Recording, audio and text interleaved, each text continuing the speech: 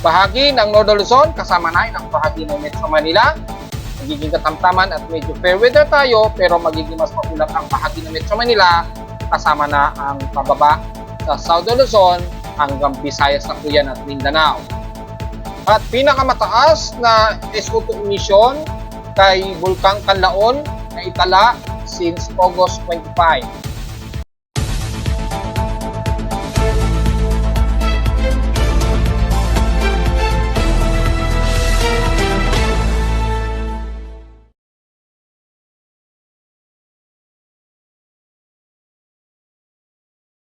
Hello, good morning mga folks. Welcome po muli sa ating Daily Weather Bulletin at Analysis para sa araw ng Lunes.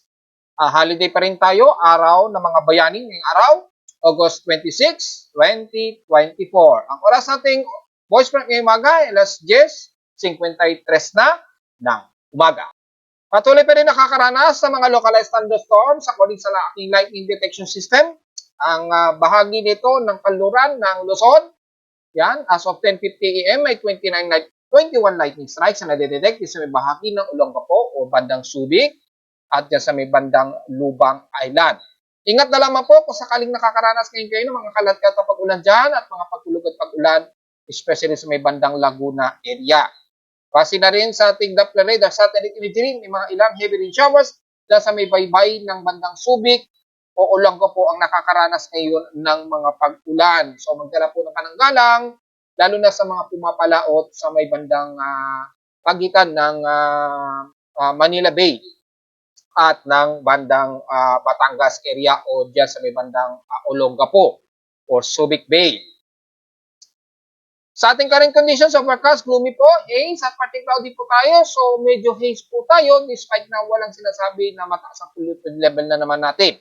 Kasi sa ating air quality dito sa amin sa Caloocan, mataas na naman sa unhealthy ang aming sensitive groups na air concentration na nasa 111 yung air quality index. Napakataas po nito. So kung sisilipin natin kung anong status, bakit tumataas na naman? Well, mukhang hindi naman natin nakikitaan na ito ay galing sa bulkan. So far, hindi natin ma-confirm kung ito ay galing pa sa bulkan. Pero kung babasehin natin ang air quality China map at makikita natin ay mataas ang combination ng air quality mula dito sa bahagi nga po ng Tagaytay, mataas na yan ng Metro Manila. At mapapansin natin mukhang mataas ang concentration dito sa bahagi nga po ng bandang Batangas o Tagaytay area. Dahil nasa 152 po yung kanilang index. Yan. So, 7 minutes ago po, yung latest update nito. Mataas ang air concentration, lagi sa may bahagi ng malapit sa Santa Rosa, Laguna. At silang ay mataas din ang kanilang air quality hanggang sa pang-abot sa may bandang Cavite o bandang Parañaque rather, nanatiling mataas din, unhealthy. So, halos nanggagaling na naman sa katimugan ng bahagi ng air pollution level. Kinokompirma pa natin kung ito ay galing uli sa VOG, pero sa kasalukuyan masasabi lamang natin ay mukhang ito ay galing sa concentrated pollution dahil medyo bumababa lamang yung elevation ng air pollution. Pero kung kukumpirma natin gamit ang windy para at least mas makakuha man lang natin yung estimated kung kumpirmado na nanggagaling sa katimugang bahagi yung pollution. Sisilipin natin dito sa pinaka layers map, yung SO2 emission probably. SO2 emission. So, tingnan natin dito kay windy. Makikita natin yung air concentration ay halos nandito sa pinakabandang Quezon Province. So, kung mapapansin natin yung pattern, mukhang banda rito ang mataas sa concentration. So, hindi rin ipinapakita dito kung ito ay galing sa VOG since ito ay bandang silangan ng Metro Manila sa may bandang Quezon Province ang napakataas na SO2 concentration o ng bulkan. So medyo mataas ang SO2 concentration dito sa may bandang Infanta Quezon. According dito so medyo napapang-abot sa may bandang Metro Manila yung SO2 concentration. So kung mataas ang volume ng SO2 emission, posibleng galing ito sa bulkan. Kumpirmahin na lang natin kung galing ito kay Taal Volcano dahil so far walang report si PBOX na naglabas na naman dito ng mataas na volume ng SO2. Pero maliwanag lamang dito, ayon kay Windy, mataas ang concentration ng SO2 daw. Kaya nagkaroon ng medyo mataas-mataas na air quality. At kung titingnan natin sa aking air quality sensor sa Caloocan, ay mataas po siya. Ang pinaka-latest niya is 127 in particulate matter, 2.5, 46.50 micrograms per cubic meter, at mataas din sa PM10 at 51.40 micrograms per cubic meter.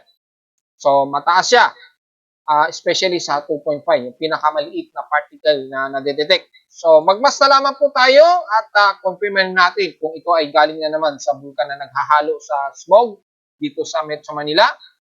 Pero less likely sa ngayon ay hindi ito galing sa bulkan at probably ito ay air pollution lamang dito sa syudad. Pero mukhang masyadong mataas ang air concentration natin ngayon, kaya napaka-unhealthy ng ating sensitive groups. Magmas po tayo mga folks dahil very high ang concentration ng air pollution. And so far, sa lowest temperature ng aming weather station sa Caloocan na naitala since 12:01 a.m., nakapagtala kami ng lowest of 24.8 degrees Celsius. At kahapon ay pinakamataas na naitala namin kahapon ng hapon at 1:33 p.m. umabot ng 32.6 degrees Celsius. Meaning, medyo mataas ang ating heat index na nasa 44.8 degrees Celsius ang aming init pandama sa Caloocan. Pero kung titingnan natin sa PH6 trends in past 24 hours, nangunang Katbalogan na may pinakamatuli na air temperature na 35.5 degrees Celsius. Sa Baguio City, bahagyang bumaba sa kanila ng 17.4 degrees Celsius mula sa 18 degrees Celsius kahapon, anong isang araw. At sa Iloilo naman ay nakaranas pa rin sila ng heavy rain showers sa Malay-Balay, Bukidnon na umabot sa 125 millimeters ang total rainfall. Sa amin sa Caloocan kahapon, umabot lamang sa 8.7 millimeter ang naging total rainfall namin na agad-agad ding tumila at hapon o gabi na ito na inulan kami sa Caloocan. Samantala sa outside humidity, nasa katamtaman pa rin tayo, 77%, at thunderstormy tayo na nasa 1,007 hectopascals ang ating barometric pressure at steady ito since last hour. So, nangangulugan lamang na thunderstormy tayo ngayong araw base sa ating barometric pressure at inaasahan natin na magkakaroon ng mga pagtulog at pagkidlat, especially sa hapon. Mga folks, so magdala naman ng galang sa ulan at asahan din ang mga biglaang pagtulog at pagkidlat. Sa high tide and low tide status ay nasa low tide po tayo today. May 15 hours and 56 minutes pa to high tide. Bandang kinabukasan na ng madaling araw. So, medyo layo-layo muna po tayo sa mga papalaot ngayong araw. Dahil mababaw po ang karagatan dyan. Mababa po ang level ng tubig. So, medyo layo-layo muna tayo sa mas malalim na bahagi ng karagatan. Lalo na sa mga mangingisda natin, yung mga medyo malalaking mga bangka na balak pumalaot ngayong araw. Sa ating almanak, sumikat ang haring araw kaninang 5:43 a.m. at nasang lulubog ito mamaya at 6:12 p.m. Ang ating namang last quarter, nasa last quarter na po tayo, 53% illuminated. Ang sinag ng buwan, sisikat ito mamayang maghahating gabi na at 11:20 p.m. at kinabukasan na po ito ng umaga ng 11:49 a.m. lulubog. At sa ating local weather update para ngayong Lunes hanggang Martes. So last day ng long weekend na bakasyon. Bukas may pasok na. May partly cloudy po ang maghapon natin ha mga folks.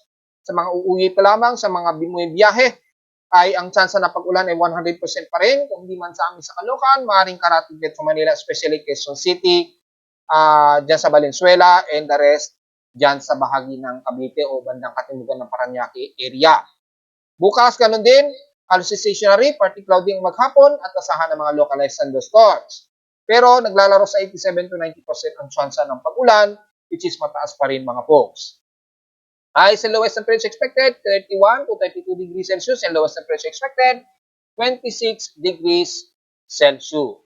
So, diretso agad tayo sa ating ginagamit na satellite imagery. Makikita po natin dito makapal na kaulapan na may dalang mga pag-ulan, lalo na sa katimugang bahagi ng Metro Manila, kasama na ang Calabarzon area, Bicol Region, Mimaropa at Southern Luzon area. Well, makikita naman natin sa satellite imagery ang malawak na ito ng southwest monsoon na nagtatraverse ngayon dito sa may bahagi ng timog kanluran ng bansa na mostly ay bahagi ng South Luzon hanggang Bicol Region yung extension. Well, dahil na-trigger nga po sa paghatak nitong si Bagyong Typhoon Tianshan mula kahapon ay nagkaroon na ng malaking accumulated ng southwest monsoon o ng ating habagat dito sa kanluran ng bansa. At inaasahan po na magiging maulan po ang kalurang bahagi, lalo na sa may bahagi pagitan ng Zambales, so bandang Olonga po yan, Bataan, at sa buong bahagi ng Mimaropa, lalo na sa may Palawan at Kalayaan Group of Islands. Medyo delikado po dahil malakas po ang mga pag-ulan dyan. May kasamang pagkulog at pagkidlatin, bahagi rin ng Bandang Mindoro at South Luzon nga po. Diyan sa mga isla at katabi ng bandang Marinduque, Romblon at Masbate at Buyas Island, asahan po natin ang malawakang kaulapan dyan at asahan ang moderate and heavy rain showers. Mababasehan natin sa heavy rain infrared potential, malawak po infrared heavy rain potential sa buong bahagi ng South Luzon, kabilang na ang parte ng Bicol Region. So magdala po ng pananggalang, ingat sa mga posibleng pagbaha, kabilang na ang buong Palawan area at west portion sa Visayas, sa bahagi po ng Panay Island, bagamat nakakaramdam kayo ng mga ilang partly o mostly cloudy dyan. Makikita po natin ang bahagi ng bandang Malay sa Kalibo o bandang Kalibo, Aklan, hanggang Rojas City, nakakaranas sila ng mga ilang moderate and heavy rain showers. At sa nalalabi ng bandang Panay Island, pababa ng San Jose de Buena Vista, Iloilo, at kasama na ang bahagi ng Bacolod at bandang Central Visayas. Bagat medyo katamtaman ang nararamdaman ng bahagya sa parting Cebu, Bohol at dito sa may bandang silangan ng Toledo sa may Negros Region.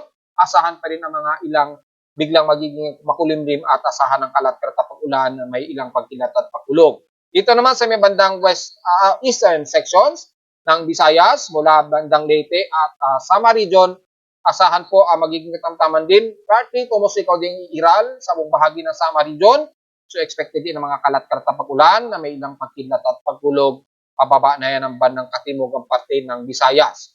All the way bandang kaluran ng Mindanao, magiging maulap din po ang buong Zamboanga Peninsula at ilang bahagi ng Northern Mindanao, kabilang na ang bahagi nga po ng Lanao del Norte at Lanao del Sur, ilang bahagi din sa may Sorsogon mula Cotabato hanggang General Santos City. Despite na mas maulap sa bandang Cotabato hanggang Coronadal, katamtamat medyo mas maaraw naman ang naranasan ng mga taga General Santos City at Sarangani area.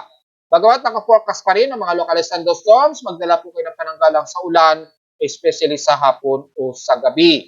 At mula naman sa bahagi ng Central Mindanao, mula Malay-Balay, Bukidnon, hanggang dito sa may bandang Caraga area at parteng Butuan ng Surigao del Norte hanggang Surigao del Sur na po yan, damay-damay na, magiging partly cloudy, ang ilang bahagi mostly cloudy, expected na mga isolated rain showers and localized thunderstorms.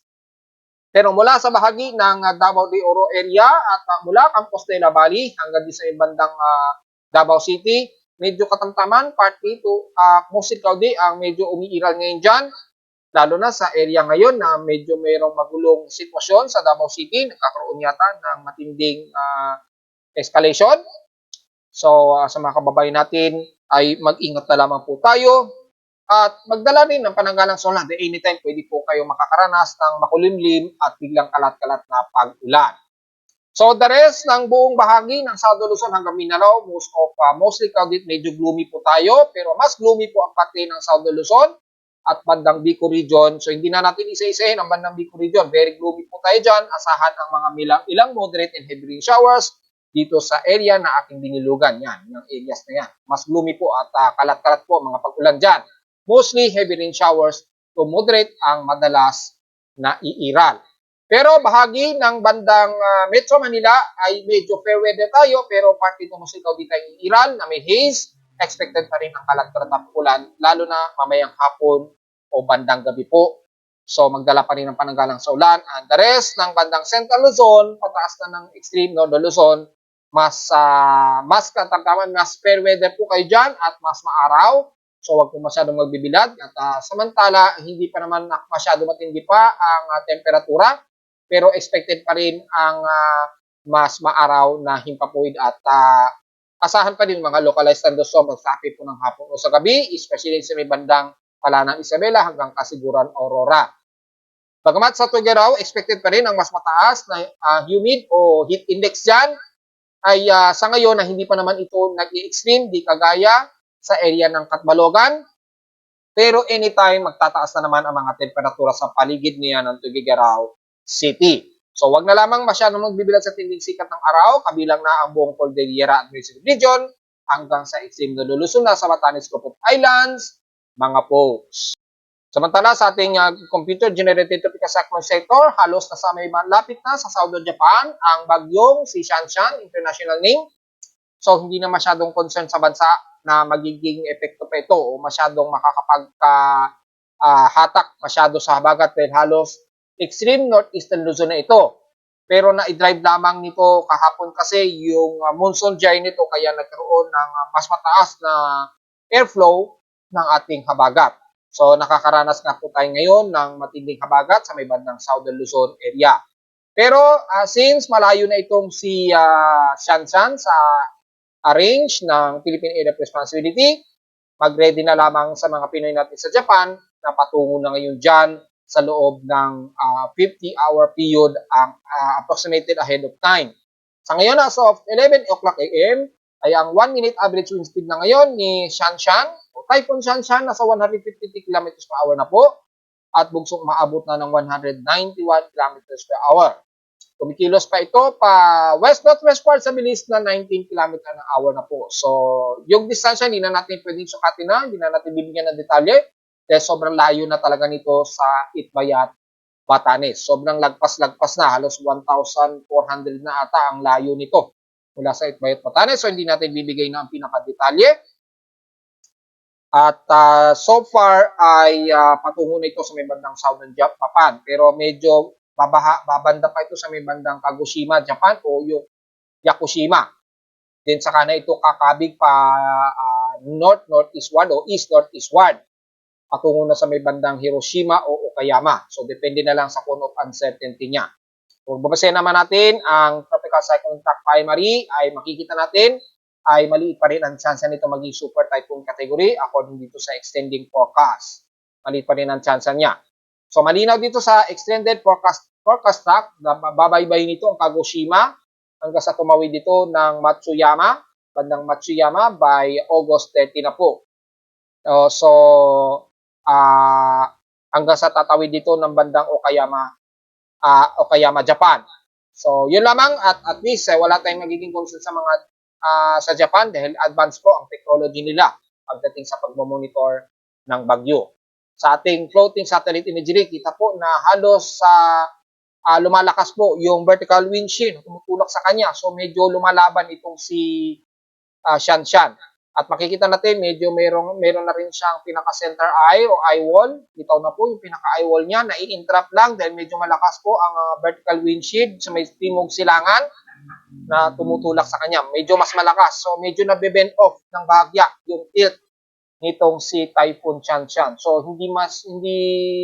hindi gaano nakakapag-regenerate yung kanyang inflow dito sa southern quadrant ng sitwasyon niya. Pero malakas pa rin yung pinaka-central o halos panlapit sa pinakagitna niya. Malakas pa rin yung upon low convections, yung LLC niya at yung sea surface temperature. Napaka-considerate pa rin yung taas, kaya nanatili pa rin sa napakataas ang kanyang sirkulasyon o yung pinaka-wind speed niya. So, alas natin sa Pilipinas, kung i-analyze natin further, itong si Shanshan, inasahan by Tuesday, nasa isla pa rin ito ng bandang Okinawa Islands. At inaasahan ito, babalandra ito sa may bandang Kagoshima nga. Probably by Thursday daw, according dito. So, medyo mabagal-bagal po ang pagkilos niya pag pasok niya o paglapit na sa may bandang Okinawa Islands. Sa TC track combination, kita natin, ganun din ang ipinapakita, inaasahan by August 27. So, August 27, bukas po yan, inaasahang lalapit nito sa may bandang Amani Islands. Yan. And then, expected nga by August 30 o 29 o August 30, inaasahan natin na nandito na to sa may baybayin ng Kagoshima, Southern Japan. So may susunod ba na bagyo after Shanshan? So far ay medyo base dito sa ating global spectral model, medyo mayroong shallow circulation ay pinapakita dito na medyo papasok sa silangan ng Mindanao sa labas ng ating Philippine Area of Responsibility. Yan, yung shallow na yan. Kitang-kita naman po, pero kung magbabasehan natin mean sea level pressure, medyo may bahagyang shallow trough din na nakikitaan tayo. Pero mataas ang atmospheric pressure, naglalaro sa 1,008 hectopascals po sa may silangan ng Mindanao sa labas ng PAR. So napaka-disorganized at napaka-insignificant pa na maging invest ito sa ngayon dahil kung magbabasehan natin ang ating West Pacific Basin experimental, makikita po na hindi ito masyado kita o halata pa yung pinaka-convection o yung kanyang tropical wave. So nanatiling wala tayong inaasahan na sama ng panahon na mabubuo sa loob at labas ng ating Philippine Area of Responsibility hanggang sa Miyerkules na po yan. Itong mataas na anomaly nito, ito yung probably ay bumababa lamang yung low pressure area, bunsod lamang ng southwest monsoon integrated dito sa may timog kanluran ng bansa at sa northeastern part ng Luzon. So medyo yung current tropical cyclone prediction naglalaro sa at least 30% chance yung anomaly niya nito. So tingnan natin at kung magbase naman natin yung pinaka-high anomaly probability, mababa siya at least 20% yung chances probabilities niya na maging invest sa ngayon. Within o next 24 hours, maaaring mananatili ito sa ganito kataas yung anomaly niya at posibleng umabot ng 60% daw o 40 to 60%. Well, tingnan po natin dahil base sa ating wind shear, sa ating mean winds, favorable naman yung bahagi na yan na kung saan nakataas ang anomaly sa may bahagi nga po ng Luzon area at dito sa may bandang southwestern Luzon. However, kung pagbabasehan naman natin yung kanyang convergence, ay hindi naman masyado significant na maging isang invest candidate yung anomaly dito na medyo bumababa ang atmospheric pressure. So walang masyadong significance paging sa kontrahangin ay medyo shallow yung kanyang kontrahangin at mahigit sa 33 km per hour. Ganon din sa may timog kanluran. Well, embedded yan ng southwest monsoon. So, normal yan na bumababa ang atmospheric pressure. Pero kung pagbabasehan natin yung pinaka-vorticity, nasa moderate naman yung atmospheric dito sa may hilagang silangan ng Luzon o sa silangan ng Northern Luzon sa may baybayin, malapit sa Benbenham Heights. At despite niyan ay hindi naman consistency pa yung pinaka-convergence.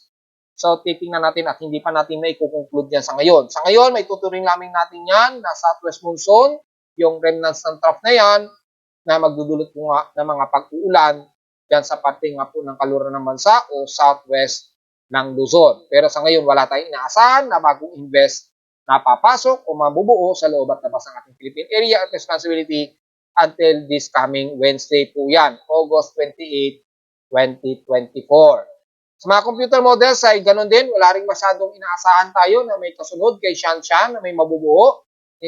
Most especially, southwest monsoon lamang ang inaasahan natin makikita rito hanggang sa susunod na 3 araw lamang. At wala tayong nakikitaan anumang possible development.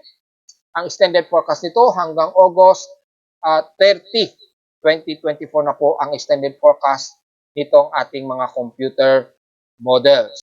Samantala sa ulat Lindol, may na-detect na medyo malakas na pagyanig kaninang dito sa oras sa Pilipinas, bandang 7:40 AM. Kaninang umaga po, nagkaroon ng medyo malakas na pagyanig.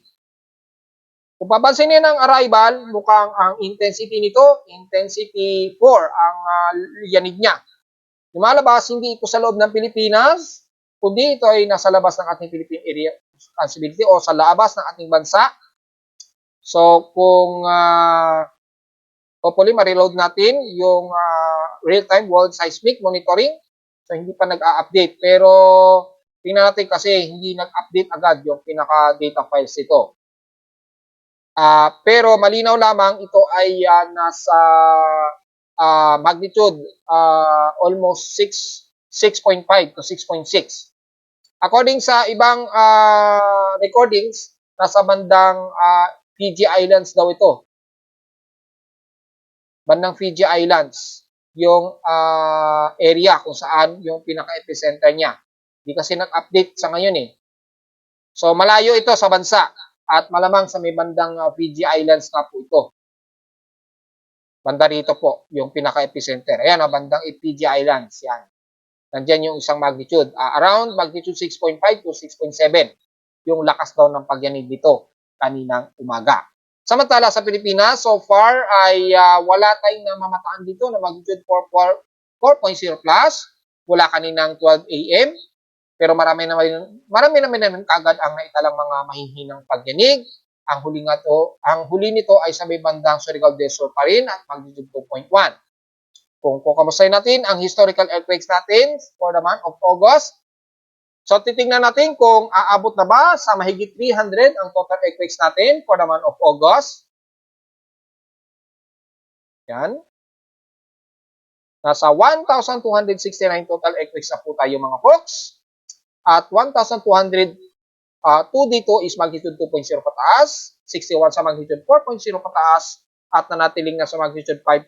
Nasa magnitude 4, sa number of 4 ang ating magnitude 5.0 at dalawa sa ating magnitude 6.0.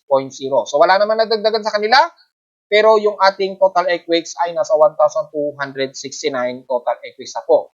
Meaning, nahigitan na nito ang total earthquakes last month na nasa 1,100 lamang. So nahigitan na po ngayong buwan ang total earthquakes natin last month. Mas ingat pa rin tayo sa parte po ng Surigao del Sur dahil mas pinakamarami po ang mga recordings ng mga pagyanig ninyo dyan at dyan din na itala ang malakas-lakas na pagyanig, lalo na't umaabot ng magnitude 6 yung ilang pagyanig sa bandang Surigao del Sur. At narito naman ating 3D 20 weather forecast para sa araw ng Lunes, August 26, 2024.